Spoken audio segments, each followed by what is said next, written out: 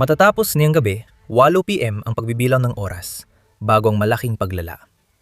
Gumagamit ang rehime ng Iran ng sukdulang krimen sa digmaan para mabuhay. Imbes na buksan ng Strait of Hormuz, gumagawa ng hindi maiisip ang mga komandante ng Iran. Nagbo-broadcast sila ng desperadong pakiusap sa live state TV.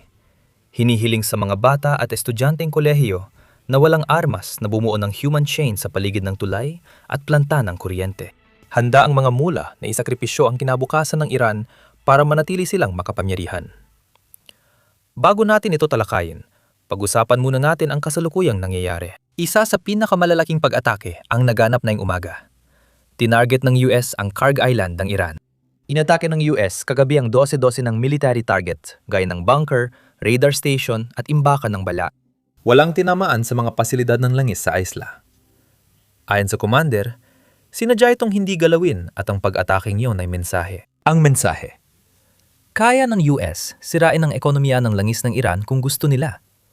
Kita mo, ito ang pinakamalaking kahinaan ng rehimen. Ang buong pananalapi ng IRGC ay nakadepende sa kita mula sa langis. Ang pag-atake sa infrastruktura ng enerhiya ng Iran ay maaaring magdulot ng malaking presyon sa kakayahan nilang magpatuloy. Narito ang mga detalye. Isang mataas na opisyal ng depensa ng Israel ang nagsabi ngayon na ang pinakamalaking kahinaan ng rehimeng Islamiko ay ang enerhiya. Inilarawan nila ang sistema ng enerhiya sa Iran bilang Achilles heel ng Republikang Islamiko dahil halos kalahati ng GDP ng Iran ay mula sa kanilang programang pang-enerhiya. Ito ang dahilan kaya nakatuon ng Pangulo sa pagbabanta sa infrastruktura ng enerhiya sa Iran. Naintindihan ng Pangulo na pagdating sa rehime ng Iran, ang dalawang bagay na nagpapanatili sa rehime na ito ay ang kanilang infrastruktura ng enerhiya na ginagamit para magpadala ng pera sa IRGC at ang mga sandatang kasalukuyang ginagamit laban sa mga puwersa ng US at mga kaalyado sa buong rehiyon, pati na rin ang infrastruktura ng langis. Kagabi, kinumpirma ng Fox na 12-12 ng pag-atake ng US ang tumama sa Karg Island, pinagmumulan ng 70% ng oil export ng Iran. Matatagpuan. Ipinapakita nito na muling nais ng Estados Unidos na magpadala ng huling mensahe sa rehime ng Iran. Nagpadala ang Pangulo ng huling mensahe sa rehime ng Iran sa True Social kamakailan. Ngayon, may isang bagay akong gustong linawin dahil madalas kong makita na nagkakamali ang mga tao dito. Ang isla ng Karg ay hindi gumagawa ng 70% ng lanis ng Iran. Ipinapadala lang nila sa ibang bansa ang 70% nito. Ang langis ay ginagawa sa iba't ibang bahagi ng Iran, partikular sa timukanlurang bahagi ng Iran at sa iba pang mga lugar na meron sila sa buong bansa. Pagkatapos, may mga tubo na nagmumula sa mga oil field at refinery papunta sa isla ng Karg. Pagdating sa isla, maaari nilang itago ang langis sa mga imbakan ng langis. O maaari rin nilang direktang ikarga ito sa mga oil tanker. Ngayon, ang isla lang na ito ang kayang magkarga ng langis sa mga napakalaking oil tanker na kayang magsakay ng halos 2 milyong bariles kada biyahe. Kaya mahalaga ang islang ito. Wala nang ibang dauman sa Iran para sa malalaking oil tanker. Isla ng Karg lang ang alam kong pwede. Maaari nagkakamali ako. Ang isla ng Karg lang ang tanging lugar kung saan maikakarga ng rehimen ang langis nito sa mga supertanker na mahalaga sa pandigdigang ekonomiya ng langis. Hindi nagpo-produce ng langis ang isla ng Karg, pero mahalaga ito sa pagpapadala ng langis. Tinarget na ngayon ng US ang isla. Noong Marso 13, naglabas ng pahayag si Pangulong Trump na sinabing winasap ng US ang bawat target militar sa hiyas na ito. Noon, napakalinaw ng mensahe. Sinabi ni Trump na kayang gawin ng US ang kapareho sa infrastruktura ng langis ng Iran. Pero gusto nilang mabilis makabawi ang Iran matapos ang digmaan. At kaya hindi ginagalaw ng US ang infrastruktura ng enerhiya ng Iran sa islang ito. Ngayon, nagkaroon na naman ng isa pang pag-atake kaninang umaga, kagabi, sa oras na yon. Sa pagkakataong ito, militar lang ang tinamaan. Maaring inayos ng Iran ang ilan sa mga nasira 2 linggo nang nakalipas o nadiskubre ng US ang mga bagong bunker na di pa nila alam noon. Kahit ano pa man, hindi ginalaw ang mga loading dock at iba pang infrastruktura ng enerhiya. Makikita natin ito kung titingnan natin ang satellite imagery ng isla. Buo pa rin ang lahat, lalo na sa infrastruktura ng lanis. Pero maaring magbago ito sa hinaharap dahil sa Iran. Simula pa lang, ang Iran ay inaatake na ang infrastruktura ng enerhiya at mga sibilyang sektor sa ibang bansa. Para sa akin, walang saysay kung bakit inatake ng Iran ang mga bansang tulad ng Saudi, Qatar, UAE, Kuwait at Bahrain. Ngayon, sinasabi ng Iran na ginagamit ng Estados Unidos ang mga base nito sa ibang bansa para umatake sa Iran. Kaya gumaganti ang Iran. Pero hindi talaga makatuwiran ng argumentong ito sa maraming aspeto. Una sa lahat, hindi naman talaga tinatamaan ng Iran ang mga base ng US. Siyempre, may mga pagkakataon na tinamaan nilang mga base ng US dito at doon. Pero karamihan sa mga pag-atake nila ay laban sa mga sibilyang infrastruktura, tulad ng mga pantalan, paliparan at mga gusali ng apartment. Mas mahalaga sa argumento ng Iran na wala silang naipakitang ebidensya na ginagamit ng US ang airspace o base ng mga bansa sa Gulpo. Ngayon, sinasabi ng Iran na nagpadala na sila ng ebidensya na ginagamit ng US ang mga base at airspace ng mga bansa sa Gulpo sa mismo mga bansang iyon at ipinadala rin daw nila ang ebidensyang ito sa UN. Pero hindi pa nila inilalantad sa publiko ang ebidensya. Sa tingin ko, kung may matibay silang ebidensya, siguradong ilalabas nila ito. Alam ng Iran na para mabuhay, kailangan nilang manalo sa propaganda war. Kung may ebidensya silang makakakumbinsi sa mundo na tama ang pag-atake nila, tsak nilang ilalabas ito. Ang iniisip ko, wala talaga silang ebidensya.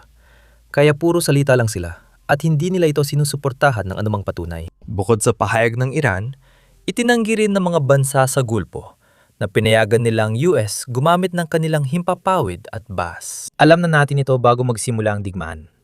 Sinabi na ng mga bansang ito na hindi sila magbibigay ng pahintulot. Pero sa kabila nito, sa unang araw pa lang ay nagsimulang atakihin ng Iran ang mga gusali ng apartment. Nagsimulang atakihin ng Iran ang mga paliparan sa lahat ng mga bansang iyon. Ngayon, dito ko gustong ibahagi ang isang bagay na naimbestigahan lang nitong nakaraang linggo. Isang French na outlet, ang France 24, ang nagsagawa ng sarili nilang investigasyon. Tiningnan nila ang mga larawang at bidyong pampubliko na ipinost sa social media. May ebidensya na pinayagan ng Kuwait ang Estados Unidos gamitin ang kanilang airspace sa paglulunsad ng mga missile. Pero ang ebidensya ay mula pa noong Marso 24 at 31, halos isang buwan matapos magsimula ang digmaan. Nahulaan na rin namin ito nung simula pa lang. Kung patuloy na atakehin ng Iran ang mga bansa sa Gulpo, kahit na hindi naman nila agad binigyan ng pahintulot ang US na gamitin ang kanilang bansa, sa huli, mapipilitan din ng mga bansang ito na magbigay ng pahintulot. Kung tinatamaan ka ng walang dahilan, natural na papanik ka sa Estados Unidos at papayagan mo silang siguraduhin na hindi na ito magagawa ng Iran. Tunay na terorismo ang ginagawa ng Iran, ekonomikong terorismo. Gusto nilang pasunigo ng buong rehiyon. Dahil dito, pinipilit ng mga bansang ito ang Estados Unidos na ihinto ang digmaan laban sa Iran. Ngayon, isa pang dahilan na sumusuporta sa argumentong ito na ang Iran ay talagang nagsasagawa ng ekonomikong terorismo ay inaatake nilang Oman, isang bansa na wala namang base militar ng Estados Unidos. Bukod dito, ang Oman ay hayagang pro-Iran. Ngunit ilang beses na rin itong inatake ng Iran. Iyon ay dahil layunin ng kanilang estratehiya na maglagay ng presyon sa bawat bansa sa Gulpo na nasa kakaibang sitwasyon. Kita mo, karamihan sa mga bansang ito ay may monarkiya. O halos lahat ng mga bansang ito ay may monarkiya.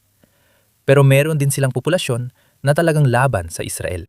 Hindi pwedeng makialam ng hayagan ng mga bansang ito sa digmaan ng Israel at Iran dahil magagalit ang kanilang mamamayan.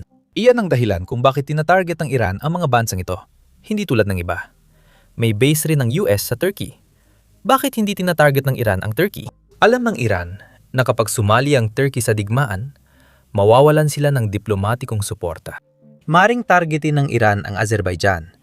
Pero natatakot ang Iran dahil may political will ang Azerbaijan na makialam kung patuloy silang tinatarget. Bukod pa rito, sa simula ng digmaan, aksidenteng nagpadala ang Iran ng 2 missile sa himpapawid ng Azerbaijan. Pagkatapos nun, lumabas agad sa live TV ang presidente ng Iran at humingi ng paumanhin sa presidente ng Azerbaijan. Natatakot ang Iran sa Azerbaijan dahil alam nilang may political will itong makialam. Alam din nito na ang mga bansa sa Gulpo ay walang political na kagustuhan at malamang hindi makikialam dahil sa kanilang sariling sitwasyon. Dahil dito, patuloy na inaatake ng Iran ang mga bansa sa Gulpo. Tinawag ko itong economic terrorism dahil tulad ng nangyari nung unang digmaang pandaigdig nang ideklara ng Alemanya ang digmaan sa Pransya. Pero sinalakay ang neutral na Belgium, nagkaisa ang mundo na mali iyon. Hindi pwedeng atakihin ang neutral na bansa kahit nakikipagdigma ka sa iba. Sa totoo lang, halos pareho ito dahil hindi pinayagan ng mga bansa sa Gulpo ang US gamitin ang kanilang teritoryo. Pero inatake pa rin sila ng Iran. At bukod pa doon, hindi lang US bases sa mga bansang itong tinarget ng Iran. Sinimulaan na rin nilang atakihin ang mga gusali, paliparan at mga daungan. Malinaw na mga sibilyang infrastruktura ang mga ito. May video tayo na nagpapakita na tinamaan ng mga drone ng Iran ang lahat sa unang araw. Kaya masasabi mong wala nang ibang opsyon ang Iran. Sila ang mas mahina pagdating sa militar, kaya hindi nila kayang labanan ng harapan ang US at Israel.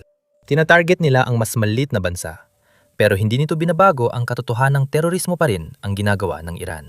Kapag binabanggit ko ang argumentong ito, sinasabi ng iba na tinamaan ng US ang paaralan ng mga babae sa Iran noong unang araw ng digmaan. Inaamin kong mali ang ginawa ng US. Pero tandaan natin, mahalaga ang konteksto. Mahigit 13,000 pag-atake ang isinagawa ng US sa Iran, isang beses lang nagkamali. May investigasyon ring nagpakita na US missile ang tumama sa paaralan. Ayon sa parehong investigasyon, noong 2012, makikita sa satellite images ng gusaling yon ay bahagi ng base militar ng Iran na nananatili pa rin sa lugar. Pagkatapos ng 2012 ang gusaling yon, ay inalis sa base militar at ginawang paaralan. Kaya mga batang mag-aaral lang nandoon nang maganap ang pagsabog. Yan ang paliwanag. Hindi yung palusot. Mali talagang nangyari at hindi dapat maulit. At dapat tiyakin ng militar ng US na hindi na mauulit ang ganitong mga pangyayari sa digmaang ito. Pero itinuturo rin ito ang isang mahalagang bagay dito. Para sa US, pagkakamali lang ito at hindi estratehiya kaya hindi na naulit. Mula sa pananaw ng Iran, hindi ito pagkakamali na tinatamaan nila ang mga gusaling tirahan, mga paliparan at mga daungan. Sinasadya ito ng Iran dahil iyon ang kanilang buong estratehiya. May mga tao pa rin na hindi umaamin na terorismo ang ginagawa ng Iran sa mga bansa sa Gulpo. Kasabay nito, pinapatay rin ng rehimen ang sarili nitong mamamayan. Kagabi lang, binitay ng Iran ang 2 estudyanteng kasama sa protesta noong Enero. Mahigit 100 na ang binitay, ilan ay publiko pa, mula simula ng digmaan.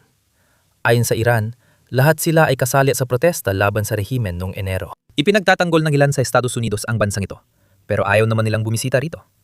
Hulaan mo pa kung ano? Habang pinapatay ng Iran ang sarili nilang mga tao, tumitindi rin ang kanilang ekonomikong terorismo. Inatake lang ng Iran ang pinakamalaking petrochemical complex ng Saudi Arabia. Bahagi ang complex na ito ng industriya na lungsod na nag-aambag ng 7% sa GDP ng Saudi Arabia. Malinaw na mahalagang sibilyang industrial na lungsod ito. Kahit ganon, inatake ito ng Iran at inaako pa ang responsibilidad, hindi na nila itinatanggi. Ang dahilan daw ng Iran ay inatake ng Israel ang Iranian petrochemical plant, kaya gumaganti sila sa pamamagitan ng pag-atake sa Saudi petrochemical plant. Paano naging makatuwiran yon? Hindi naman kaalyado ng Israel ang Saudi Arabia at wala sila sa Abraham Accord. Bukod pa rito, wala pa silang diplomatikong relasyon sa Israel. Walang embahadang Israel at Saudi Arabia sa isa't isa. Pero kapag umatake ang Israel sa planta ng Iran, Iran ang gumaganti sa pamamagitan ng pagsira ng planta ng Saudi. Paano naging makatuwiran yon? May pwedeng magpaliwanag sa mga komento? Ngayon, lilipat tayo ng usapan. 2 araw na ang nakakaraan, nagbigay si Pangulong Trump ng panibagong 48 oras na ultimatum sa Iran. Buksan ang Strait of Hormuz, pagsapit ng Martes alas 8 ng gabi. Eastern Time? Kung hindi, magsisimula ng bumbahin ng mga planta ng kuryente at tulay ng Iran. Tumanggi ang Iran na makipagnegosasyon sa ultimatum na ito. Tinawag nila ang mga kabataang estudyante at bata para bumuo ng human chain sa paligid ng mga planta ng kuryente at tulay na parang ginawang panangga. Hindi ko ito basta inoimbento. Ito mismo ay ibinabalita ng Iran sa kanilang state television. Pakinggan ninyo. Bukas, sa paligid ng mga planta ng kuryente sa bansa, bubuo ng mga bilog na human chain ng kabataan. Si Ali Reza Rahimi, ang kalihim ng Supreme Youth Council, matapos ang mga mungkahi mula sa mga tao, ay nag-imbita ng mga malikhaing, atletiko, at mga personalidad sa kultura upang sumali sa human chain na ito. Malapit sa planta ng kuryente, alas 2 ng hapon. Inanyayahan ko ang lahat ng kabataan, atleta, artista, estudyante at mga guro bukas Martes sa ganap na alas 2 ng hapon. Malapit sa mga planta ng kuryente na mga puhunan natin. Ito ang ating kapital. Ano man ang paniniwalang pampulitika ninyo, magsama-sama kayo. Ito ang ating kayamanan at mga ari-arian. Nagkakatipon ang mga kabataan. Malaki ang pagkakaiba rito. Isinugan ng Estados Unidos ang buhay ng daan-daang sundalo at ang daan-daang milyong dolyo na halaga ng kagamitan para iligtas ang isang tauhan ng hukbong panghimpapawid na naipit sa Iran. Samantala, ang Iran ay handang isugal ang kabataan at kinabukasan nila para maprotektahan ang mga planta ng kuryente na sumusuporta sa IRGC. Ngayon, makikita sa screen ang mga Iranian na bumubuo ng human chain sa paligid ng mga lugar na binabantaan ng US. Ngayon, ito ay isang kasuklam-suklam na paraan para isagawa ang anumang uri ng digmaan. Pero ganito talaga palaging kumikilos ang rehimen.